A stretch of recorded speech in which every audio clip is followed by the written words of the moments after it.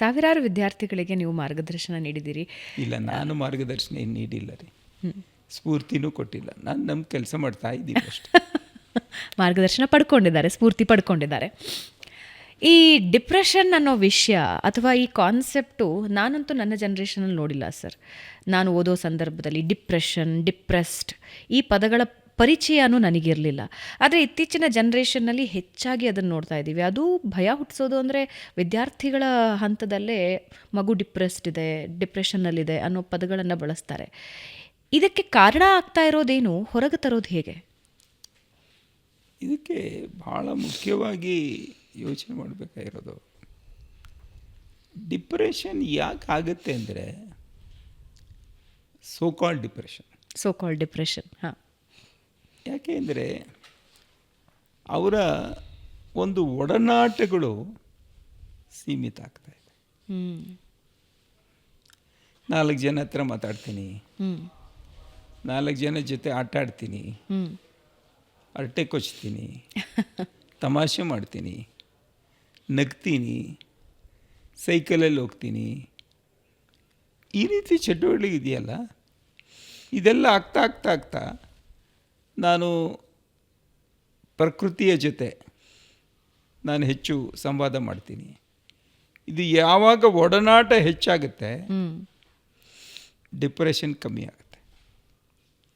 ಒಡನಾಟ ಯಾವಾಗ ಕಮ್ಮಿ ಆಗುತ್ತೆ ಡಿಪ್ರೆಷನ್ ಹೆಚ್ಚಾಗುತ್ತೆ. ಪ್ರೆಷರಿಂದನೂ ಜಾಸ್ತಿ ಆಗುತ್ತೆ, ಒತ್ತಡದಿಂದ. ಇದು ಒಂದು ಭಾಗ. ಎರಡನೇ ಭಾಗ, ಇನ್ನೊಂದು ಭಾಗ ಇದರಲ್ಲಿ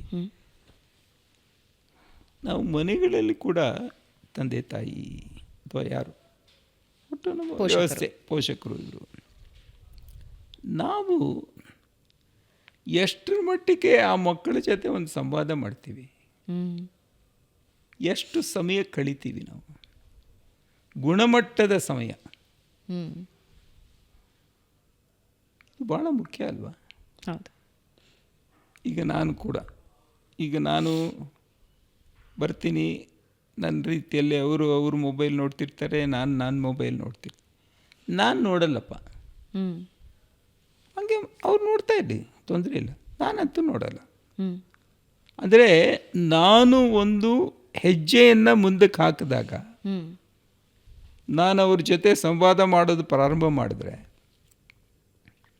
ಆದರೆ ಭಾಳ ಬಿಚ್ಚು ಮನಸ್ಸಿಂದ ಸಂವಾದ ಮಾಡಬೇಕು.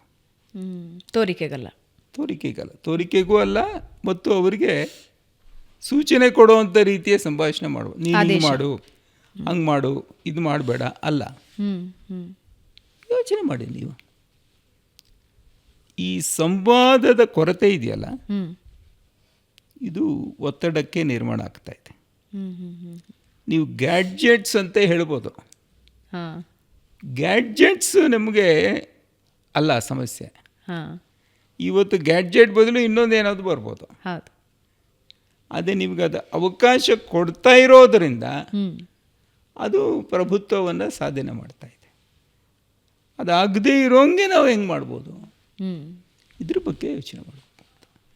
ಹೀಗಾಗಿ ನನಗನ್ಸುತ್ತೆ ಈ ಮಕ್ಕಳಲ್ಲಿ, ಈಗ ನಾನು ಒಂದು ಅಪಾರ್ಟ್ಮೆಂಟ್ ಕಾಂಪ್ಲೆಕ್ಸಲ್ಲಿದ್ದೀನಿ, ಒಂದು 10,000 ಜನ ಇದ್ದಾರೆ ಅಲ್ಲಿ. ನಾನು ಲಿಫ್ಟಲ್ಲಿ ಹೋಗುವಾಗ ಬರುವಾಗ ಈ ಮಕ್ಕಳು ಮಾತಾಡಿಸ್ತೀನಿ. ಅವರು ಮಾತಾಡಲೇಬಾರ್ದು ಅನ್ನೋವಂಥ ಮನಸ್ಥಿತಿಯಲ್ಲಿ ಇರ್ತಾರೆ. 2 ಸಲ 3 ಸಲ ಮಾತಾಡಿದ ಮೇಲೆ ಆಮೇಲೆ ಮಾತಾಡೋಕ್ಕೆ ಶುರು ಮಾಡ್ತಾರೆ, ನಗ್ತಾರೆ. ಯಾಕೆ ಹೇಳಿ? ಆದರೆ ಹಿರಿಯ ನಾಗರಿಕರು ಅಲ್ಲೇ ಇರೋವಂಥವ್ರು ಸಿಕ್ಕಿದ ತಕ್ಷಣ ನಗ್ತಾರೆ. ಹೇಗಿದ್ದೀರಿ, ಚೆನ್ನಾಗಿದ್ದೀರಾ ಅಂತ ಕೇಳ್ತಾರೆ, ಊಟ ಆಯ್ತಾ ಅಂತ ಕೇಳ್ತಾರೆ. ಆದರೆ ಮಕ್ಕಳು ಕೇಳಲ್ಲ, ಅವ್ರ ತಂದೆ ತಾಯಿನೂ ಕೇಳಲ್ಲ. ನಾನು ಅವ್ರು ಯಾರು ತಪ್ಕೊಂಡಿಡ್ತಾ ಇಲ್ಲ. ಅಂದರೆ ಅವರು ಬೆಳೆದಿರುವಂಥ ವಾತಾವರಣ ನಾವು ಉಂಟು, ಎಷ್ಟು ಸಂಕುಚಿತ ಮಾಡಿದ್ದಾರೆ ಹಂಗೆ ಆಗಿದೆ. ಇದನ್ನು ಸ್ವಲ್ಪ ವಿಸ್ತೃತ ಆದಾಗ ಒತ್ತಡ ಕಮ್ಮಿ ಆಗುತ್ತೆ, ಲವಲವಿಕೆ ಹೆಚ್ಚಾಗುತ್ತೆ. ಯಾವಾಗ ಅದಾಗುತ್ತೆ ನನ್ನ ಬೆಳವಣಿಗೆನೂ ಆಗುತ್ತೆ ಅಂತ ನನಗೆ. ಗ್ಯಾಜೆಟ್ಸ್ ಅಂದಾಗ ಈ ಪ್ರಶ್ನೆ ಕೇಳಲೇಬೇಕು ಅಂತ ಅನ್ನಿಸ್ತು. ಇತ್ತೀಚಿನ ದಿನದಲ್ಲಿ AI ಜಮಾನ ಇದೆ, ಎಲ್ಲ ಕಡೆನೂ AI ಅಂತಿದ್ದಾರೆ. ಗಂಟೆಗಳ ಕಾಲ ತೆಗೆದುಕೊಳ್ತಾ ಇದ್ದ ಒಂದು ಕೆಲಸ ಹಿಂಗೆ ಅನ್ನೋ ಅಷ್ಟರಲ್ಲಿ ಆಗೋಗ್ತಾ ಇದೆ. ಒಂದೆರಡು ಸಾಲುಗಳನ್ನು ಡೈರೆಕ್ಟ್ ಮಾಡಿಬಿಟ್ರೆ ಚಾಟ್ GPT-ಯಲ್ಲಿ ನಿಮಗೇನು ಕೆಲಸ ಬೇಕೋ, ಏನು ಇನ್ಫಾರ್ಮೇಷನ್ ಬೇಕೋ ಎಲ್ಲ ಸಿಗ್ತಾ ಇದೆ. ಶಿಕ್ಷಣ ವ್ಯವಸ್ಥೆಯಲ್ಲಿ AI-ನ ಭಾಗ ಹೇಗಿರುತ್ತೆ ಮುಂದಿನ ದಿನಗಳಲ್ಲಿ? ಪಾತ್ರ ಏನಿರುತ್ತೆ? ಇದು ಅನಿವಾರ್ಯ. ಇದು ಬಂದೇ ಬರುತ್ತೆ. ತಂತ್ರಜ್ಞಾನ ಆಗಲಿ, ಅದು ಇತ್ತೀಚಿನ AI ಆಗಲಿ, ಜನರೇಟಿವ್ AI ಆಗಲಿ, ಅದು ಬಂದೇ ಬರುತ್ತೆ. ಮಧ್ಯದಲ್ಲಿ ಒಂದು ಪ್ರಶ್ನೆ ಆ್ಯಡ್ ಮಾಡಿಬಿಡ್ತೀನಿ. AI ತಜ್ಞರು ಬಂದಾಗ ನಾನು ಅವ್ರಿಗೆ ಈ ಪ್ರಶ್ನೆ ಕೇಳಿದ್ದೆ, ನಿಮ್ಮನ್ನು ಇದೇ ಪ್ರಶ್ನೆ ಕೇಳ್ತಾ ಇದ್ದೀನಿ. AI ತಂತ್ರಜ್ಞಾನದಿಂದ ಶಿಕ್ಷಕರ ಕೆಲಸ ಕಡಿತ ಆಗತ್ತಾ? ಶಿಕ್ಷಕರ ಕೆಲಸ ಕಳ್ಕೊಳ್ತಾರಾ? ಶಿಕ್ಷಕರ ಕೆಲಸ ಇನ್ನೂ ಪ್ರಾಮುಖ್ಯತೆ ಜಾಸ್ತಿ ಆಗುತ್ತೆ. ಹೇಗೆ? ಪ್ರಕಾರ ಯಾಕೆಂದರೆ AI ಅನ್ನುವಂಥದ್ದು ಒಂದು ಟೂಲ್ ಅಷ್ಟೇ. ಅದು ಜನರೇಟಿವ್ AI ಇರ್ಬೋದು ಮತ್ತು ಆರ್ಟಿಫಿಷಿಯಲ್ ಇಂಟೆಲಿಜೆನ್ಸ್ ಇರುವಂಥ ಟೂಲು ಇರ್ಬೋದು. ಆದರೆ ಆ ಏನೇನು ಸಿಗುತ್ತಲ್ಲ ಅದರಲ್ಲಿ ಈ ಸಾರವನ್ನು ತಗೊಂಡು ನಿಜವಾಗಿ ನಾನು ಮಾಡಬೇಕಾಗಿರೋದು ನಾನೇ. ನಿಮಗೆ ಬೇಕಾಗಿರೋದು ಎಲ್ಲವೂ ಕೊಡುತ್ತೆ, ಆದರೆ ತಗೊಂಡು ಅದನ್ನು ಮಾಡೋರು ಯಾರು? ಅದು ಮಾಡಲ್ಲ, ನಾನು ಮಾಡಬೇಕು. ಹೀಗಾಗಿ ಶಿಕ್ಷಕರ ಪಾತ್ರ ಸ್ವಲ್ಪ ವ್ಯತ್ಯಾಸ ಆಗುತ್ತೆ. ಸವಾಲು ಹೆಚ್ಚಾಗುತ್ತೆ, ಸವಾಲು ಹೆಚ್ಚಾಗುತ್ತೆ ಮತ್ತು ಮಹತ್ವನೂ ಹೆಚ್ಚಾಗುತ್ತೆ. ಯಾಕೆ ಅಂದರೆ ನನಗೆ ಮುಂಚೆ ಏನಾಗ್ತಿತ್ತು, ಹಿಂದಿನ ಕಾಲದಲ್ಲಿ ಈ ಥರದ ವ್ಯವಸ್ಥೆಗಳು ಇದ್ದೇ ಇದ್ದಾಗ ನಾನು ಏನು ಹೇಳ್ತೀನೋ ಅದೇ ಆಗ್ತಾಯಿತ್ತು. ಹೌದು. ಆಮೇಲೆ ಹೋಗಿ ಗ್ರಂಥಾಲಯದಲ್ಲಿ ಏನೋ ಪುಸ್ತಕ ನೋಡಿ ಒಂದು ಸ್ವಲ್ಪ ನೋಡೋರು.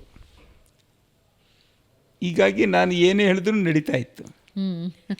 ಈಗ ನಾನು ಹೋಗಬೇಕು ಅಂದರೆ ಸಾಕಷ್ಟು ತಯಾರಿ ಮಾಡಬೇಕು, ನನ್ನಲ್ಲಿ ಒರಿಜಿನಾಲಿಟಿ ಇರಬೇಕು. ಶಿಕ್ಷಕನಾಗಿ ನನ್ನಲ್ಲಿ ಒರಿಜಿನಾಲಿಟಿ ಇಲ್ಲದೆ ಹೋದರೆ ನಾನು ಅದನ್ನು ಸರಿಯಾಗಿ ಅರ್ಥ ಮಾಡ್ಕೊಂಡು ಮಾಡುವಂಥ ಸಾಧ್ಯವೈತೆ ಆಗಲ್ಲ. ಮತ್ತು ನಾನೇನು ತುಂಬ AI ಬಗ್ಗೆ ನಾನೇನು ತಿಳ್ಕೊಂಡಿಲ್ಲ, ನಾನೇನು ಬಳಸೋದು ಇಲ್ಲ. ಆದರೆ ಅದನ್ನು ತಿರಸ್ಕಾರ ಮಾಡೋದರಿಂದ ಪ್ರಯೋಜನ ಇಲ್ಲ. ಸ್ವಾಗತ ಮಾಡಬೇಕು, ಸ್ವೀಕರಿಸಬೇಕು, ಕಲಿಬೇಕು, ನಾನು ಅರ್ಥ ಮಾಡ್ಕೋಬೇಕು. ಇದನ್ನೆಲ್ಲ ಮಾಡಿಕೊಂಡ ಮೇಲೆ ನಾನು ಅದನ್ನು ಹೆಂಗೆ ಬಳಸಬೇಕು, ಯಾವುದಕ್ಕೆ ಬಳಸಬೇಕು ಅಂತ ನಾನು ಯೋಚನೆ ಮಾಡಬೇಕು. ಹೀಗಾಗಿ ನನ್ನ ಮಹತ್ವ ಹೆಚ್ಚಾಗುತ್ತೆ ಹೊರತು ಕಡಿಮೆ ಆಗುವಂಥ ಸನ್ನಿವೇಶ ಅಲ್ಲ. ಶಿಕ್ಷಣ ಅಥವಾ ಶಿಕ್ಷಣ ನೀಡೋದು ಸುಲಭ ಆಗತ್ತಾ ಅಥವಾ ಮತ್ತಷ್ಟು ಸವಾಲುಗಳು ಬರುತ್ತಾ ಇದರಿಂದ? ಇಲ್ಲ, ನನಗನ್ಸೋ ದೀರ್ಘಕಾಲದಲ್ಲಿ originality of education will increase.